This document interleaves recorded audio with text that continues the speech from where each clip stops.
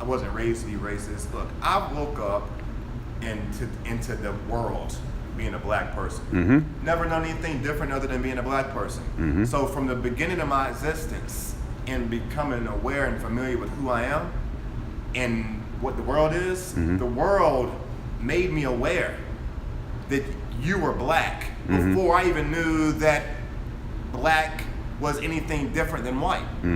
And that starts at a very young age. I mean, as soon as I remember going to kindergarten and being in a classroom where there may have been 3 other black kids. You know that you're different. You know that you're different. You know that you live in a different neighborhood than they do. You know you come from a different background of different teachings and values and morals. You know when you grow up as a black kid that your parents have already experienced some of the same things that you've experienced, and so within their parenting, you become within a culture of understanding that this is us. This is us. What frustrates me is people who can't acknowledge that. And to be honest with you, in our society right now, I think that there are a lot of people that of the other race, let's just say of the majority of race, they don't acknowledge that. They can't acknowledge that.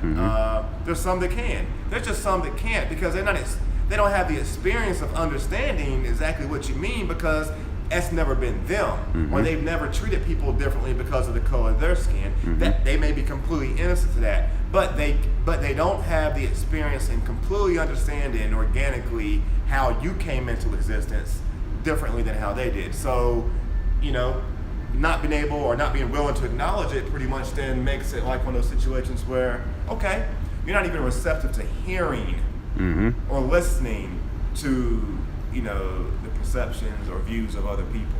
That's what bothers me. Because without us really having, conversation about these issues and these matters and really coming together, that means poor, rich, black, white, private, public, nonprofit, for-profit, government, street, without us coming together as one, and that's what it's supposed to be, the American way. Without us doing that, these situations are not going to really be resolved.